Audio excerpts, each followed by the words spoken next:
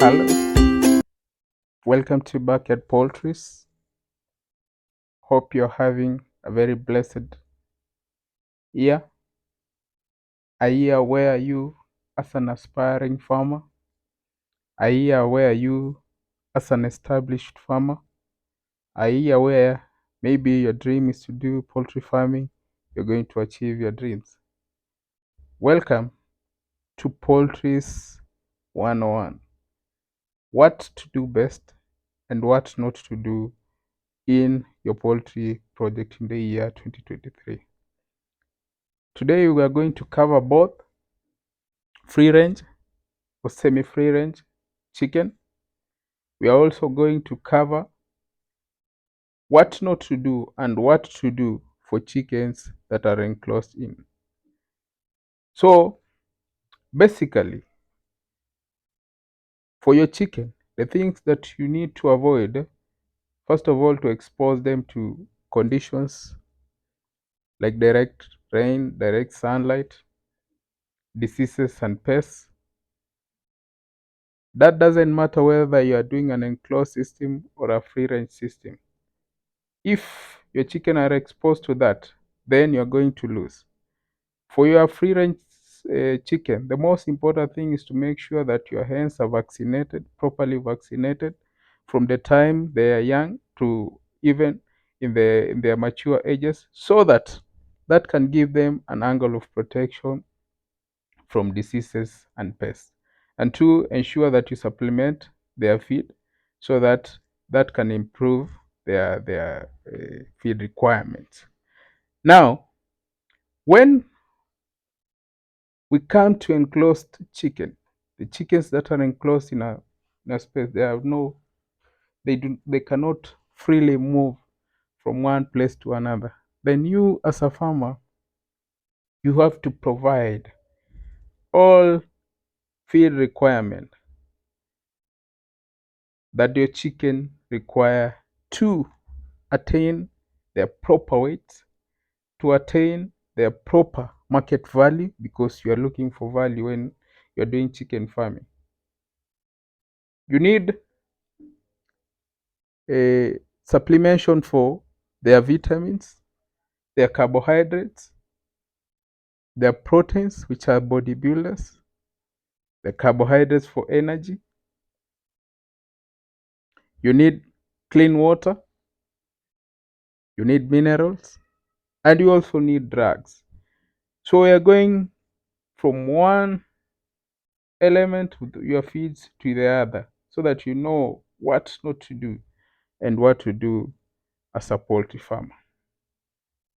As a farmer, personally, I advise other farmers that it's best to go for commercial feeds that have been professionally mixed instead of you as a farmer mixing the feeds yourself. Because when you mix the feed yourself, there are some ratios. If you look keenly at a bag of maybe a chick mash or layers mash, you find that we have, for example, 23% protein to maybe 40% carbohydrates. That's just an example. So for you as a farmer, if you want to manufacture your own feeds, you have to ensure that the ratio of carbohydrates, proteins, minerals is equal to the requirement of your flock.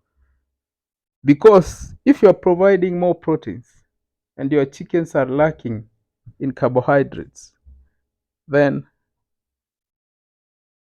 your chickens won't have the necessary energy.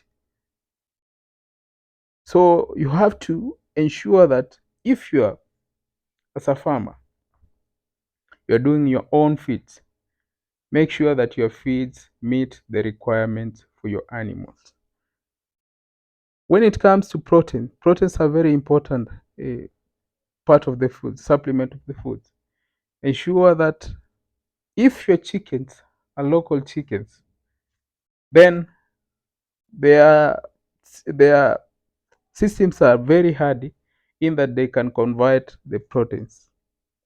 and supplement their feeds to attain their maximum nutritional requirements. But when it comes to commercial feeds, for example, layers or broilers, this requires strictly consistent feeds. You cannot alter the amount of proteins or the amount of carbohydrates that you provide for them or the amount of minerals that you provide for them. That has to be very consistent. So this year, as a farmer, you have to remember to be very consistent in the amount of feeds.